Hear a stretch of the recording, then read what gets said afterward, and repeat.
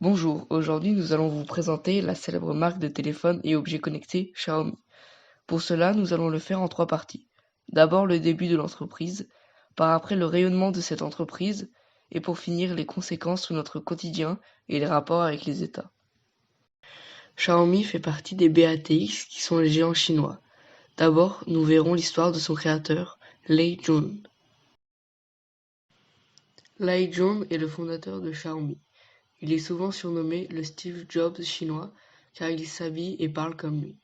Ce curieux homme est né le 16 décembre 1969 à Xiantao, une cité de la province de Chine.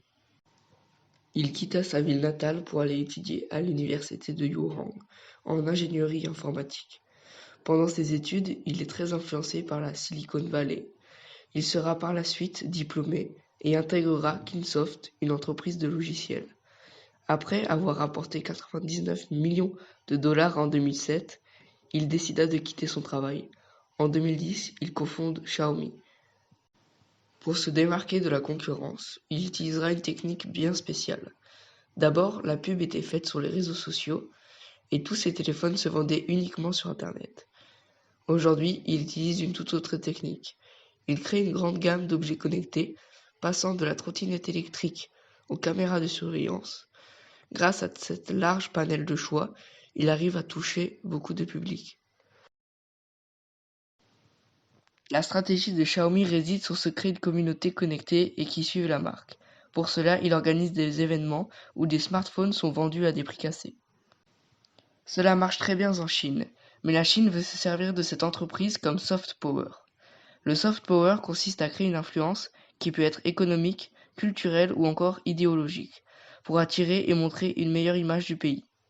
La Chine veut donc importer Xiaomi à l'international qui devra se faire une place au sein de la concurrence, notamment celle de la Silicon Valley, Apple. Cela marchera très bien car Xiaomi va beaucoup plaire à l'étranger. L'entreprise fait partie des plus gros chinois, c'est-à-dire des BATX. Certains les comparent même aux GAFAM américains.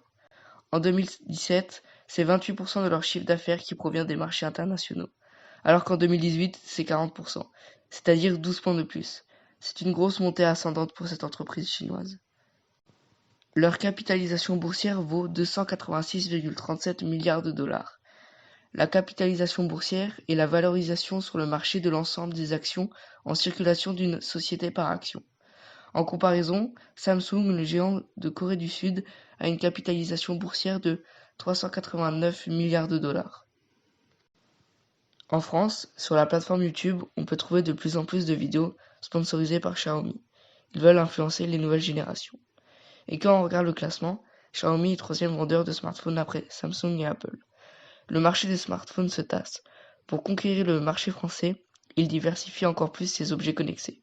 Xiaomi va être de plus en plus présent dans notre quotidien car il aura formé un écosystème de ces objets connectés. Il fournira plus de services à valeur ajoutée et sera presque incontournable. Au niveau des relations avec les États, elles n'ont pas toujours été très bonnes. La marque a été vivement critiquée car il y avait trop de correspondance avec Apple, autant dans le créateur, qui reprend le style de Steve Jobs, que dans les téléphones qui ont une grosse ressemblance.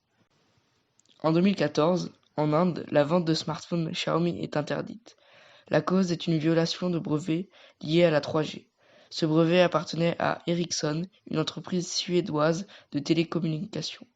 Dans cette même année, Xiaomi fut polémique sur la collecte de données personnelles et après sera accusé par Hong Kong d'avoir mis des logiciels espions dans certains de ses téléphones. Le 30 décembre, l'accusation sera suspendue, Xiaomi était innocent. En 2021, l'entreprise sera blacklistée par les États-Unis par l'administration Trump, accusée de communiste espion. Xiaomi craignait de subir le même sort que Huawei. Plus tard, le tribunal américain enlèvera Xiaomi de cette blacklist.